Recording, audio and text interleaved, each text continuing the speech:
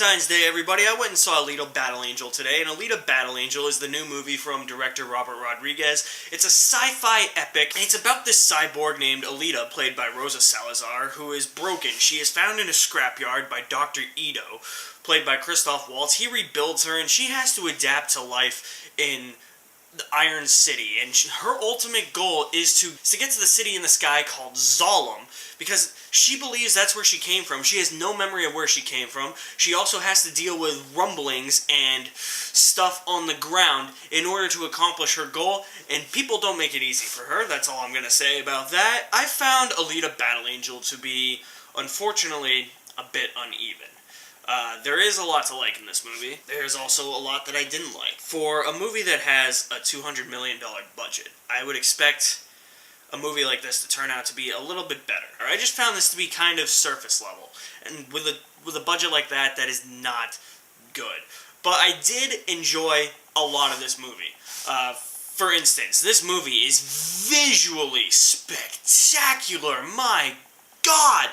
The look of the city is awesome. The look of the Zalem city, even though you don't really see it all that much, that was really cool. All the CG just felt seamless. People are going to complain that Alita is obviously CG. Of course she is. She's a cyborg. I think that's kind of the whole point there.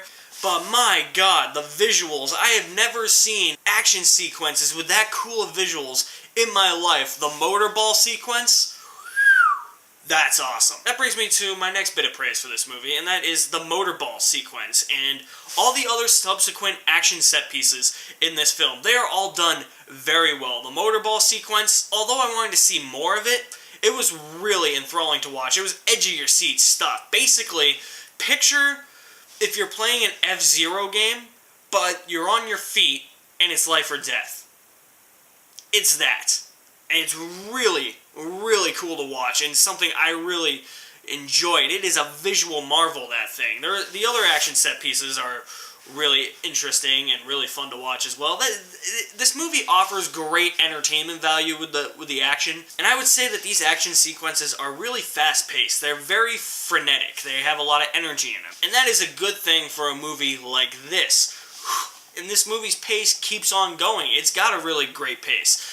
There's never a slow part in this movie, and I really, really was happy about that, because usually in these movies, take their time, you know, and then finally in the third act, everything goes down. But luckily, this movie didn't do that. The whole thing was very fast-paced. The action sequences were very energized. They were focused. I really enjoyed that. And Rosa Salazar, the main character, or the main actress who plays the main character, gives a really great performance as Alita. And I got behind Alita, even though there's not much depth to her character. She has memory loss. She's trying to get to this place. She stands up for what she believes in, even though there's nothing really to her backstory other than some sequences of what we see.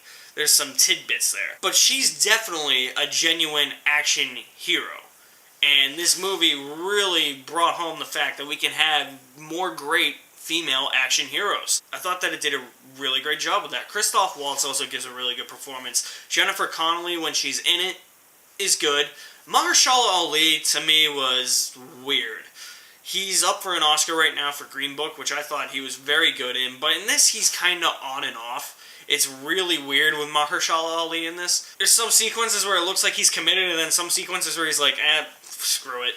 So that was a bit odd, but for the most part, the performances are really good as well. However, where the negatives come in, the character development is very, very flat. The main dude, Hugo, there's nothing really there for him. There's nothing really there for a lot of these characters other than Christoph Waltz's character. Jennifer Connelly's character has nothing to her, really, and she's barely in the movie. Mahershala Ali's just big, giant bad guy in a suit who thinks he's like some corporate dude. It's very surface level stuff here. This is the kind of character development I'm talking about. Not to mention the character of Hugo, who is the main character. He's not very likable. I didn't really like that guy. I don't know if it was the actor or the character. It could be both. I just didn't like him. He's doing some shady stuff in this movie, and it's just like, are you really that cool? And are you really that likable? You're kind of a dick, man. Also, this movie can't make up his mind as to who the villains are. Mahershala Ali is definitely the main villain, but like when it comes to like henchmen and all that, There's like 3 of them. One of them shows up 3 times because he thinks he's Bowser in a Mario game that you have to fight 3 times. She has to literally fight him 3 times. It's just like, okay, we get it. And then it cuts to this other guy. And then it cuts to Isa Gonzalez's character, who I thought was going to be in it a lot more. And she's only in 1 sequence. That was really surprising. So it really has a hard time juggling its henchmen and who it wants to focus on as its main henchmen. There's so many different ones here that it all gets lost in the shuffle somewhere. And the central romance between Hugo and Alita, I did not buy for 1 second because I have no problem. Look, I have no problem with movies having romance in them. Every movie almost does. Almost every movie has romance in it and, you know, love story, blah, blah, blah. You get the picture. But seriously, earn it. This movie didn't earn it. It just felt like something that was so tacked on. Every time they kept cutting back to Hugo and Alita's like, I love you too. Like, story is just like, guys, stop. This is a total distraction from the actual movie and from the entertainment value of the movie. You're just dragging the movie down, and every time it went back to that love story and that romance, the movie came to a screeching halt for me. Also, the entire third act of this movie is sequel baiting. Why do movies keep doing this? Just because you're this big budget action movie does not mean you're going to get a sequel. This movie's, they're banking on this movie to make so much money, and it's probably not going to. It's not tracking that much at the box office anyway. So why do we write movies as if we know we're getting a sequel? You don't know you're getting a sequel. The Amazing Spider-Man 2, sequel bait. Crimes of Grindelwald, sequel bait. Mortal Engines, sequel bait. Alita Battle Angel, sequel bait. Sadly, that's what movies have come to. It's the newest trend in movies. We no longer have the villains that allow themselves to get caught and then escape with no real objective plan. That whole cliche is gone. We no longer have the people who say they're one person, but they're really this iconic villain in an iconic franchise. We no longer have that cliche. Now the cliche is, let's just write a $200 million budget movie. Let's write it as if we're setting up a sequel because we know we're going to get a sequel. That's the whole cliche now, and this movie really plays off of that in its third act, and there was just stuff where I was just like, you could have saved this for the sequel if you get one, who knows.